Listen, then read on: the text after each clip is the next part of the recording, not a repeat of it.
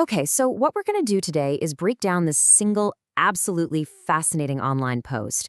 It's a wild ride, folks. It starts out in the world of self-help, really empowering stuff. Then it takes a hard left turn into some pretty out there fringe science. And you won't believe it, it lands right in the middle of a massive 5G conspiracy theory. So let's trace this journey and see how they connect all these dots. So, right out of the gate, the author hits you with this. You have to motivate you. You have to heal you. It's super direct, right? And you gotta understand, this isn't just some feel-good quote you'd see on a poster. No, this is the entire foundation for everything. It's this philosophy of radical, and I mean radical, personal responsibility. Literally everything else we're about to see is built on this one core belief. All right, so the choice is yours. This first section is all about where this intense focus on self-reliance actually comes from. And it turns out it's grounded in a real psychological framework known as choice theory. The whole thing starts with this idea of rejecting what the author calls external control mechanisms. Think about it, that's, well, everything. Society, your boss, the government, any outside influence. The argument here is simple but powerful. Real, true power, it only comes when you finally realize that the only thing you can actually control is yourself. And here it is, the philosophical backbone for that whole belief system. These are the 10 axioms of choice theory. Now, don't worry, we're not going to read through all 10 of them line by line. Let's just get the vibe, The main takeaway is this. You can only control your own actions. That's it. What happened in the past doesn't matter for the choice you make right now. What this does is it creates a worldview where you, the individual, are sovereign. And the only thing that really matters is this very moment. Okay, mind over matter. So if your internal world is all about your choices, how does that actually connect to the physical world around you? This is where the author tries to build a bridge between what's in your head and what's, well, real. How does a thought actually become a thing? So how do they make this leap? Well, the author points to something we've all heard of, the placebo effect. They hold this up as undeniable proof, right? Proof that your thoughts, your beliefs can create real physical changes in your own body. This is their Exhibit A, their first piece of evidence that your mind can literally conquer disease.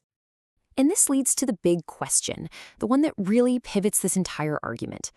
Okay, so if your mind can affect your own cells, what about affecting cells from a distance?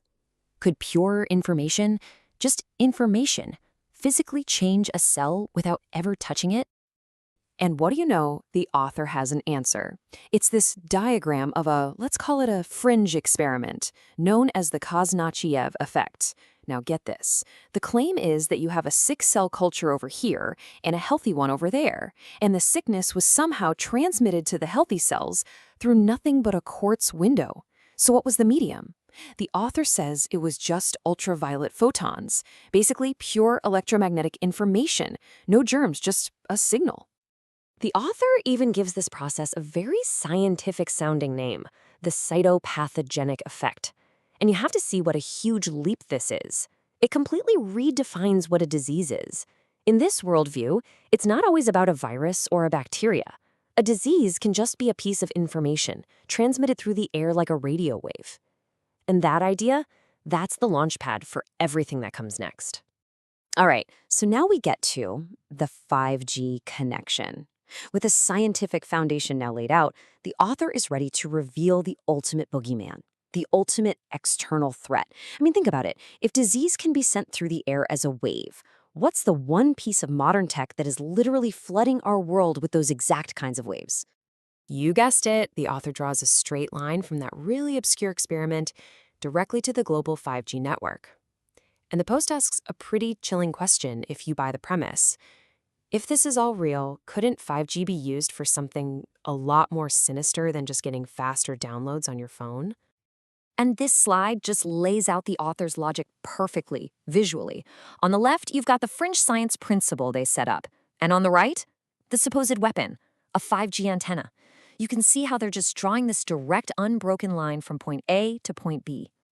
So this is it. This is the absolute core of the conspiracy theory. The claim is that 5G isn't just broadcasting a signal out everywhere like a radio station. No, it's a giant interferometer. It supposedly uses these things called phased array antennas to focus powerful beams, kind of like a laser, onto a specific target. And what do these beams do? Well, the author alleges they can be used to mess with your biology from the outside to actually cause physical harm. And just when you think it can't get any wilder, it does. The whole argument takes a sharp turn into theology. The author actually connects 5G to a prophecy from the book of Revelation in the Bible. They claim the network's towers are the two witnesses from the prophecy, the ones who can strike the earth with plague.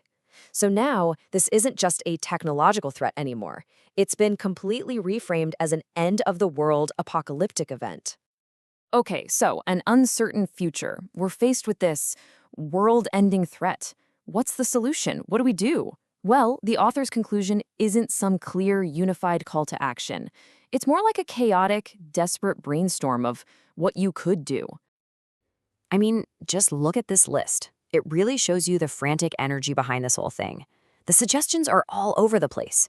You've got passive stuff like praying or just hoping a solar flare takes out the grid. Then you've got super active defiance, like shooting at towers or building yourself a Faraday cage out of an earthbag dome. It even includes just giving up, resigning yourself to death. There's no single coherent plan here. It's just chaos. But after all that, after the science, the conspiracy, the biblical prophecy, this is where the author ends up. I'm going to listen to Pantera, look at redhead porn, and drink coffee. I don't care what you do. It's such a jarring ending, isn't it? Because it circles right back to where we started. The author creates this massive world-ending external threat, and then their response is to just retreat completely into the only thing they can control, their own immediate personal experience. It's choice theory taken to its absolute most extreme conclusion. And it kind of leaves us with this final really provocative thought, right? In a world that feels completely chaotic and out of your control, maybe the only rational choice left is to simply not care.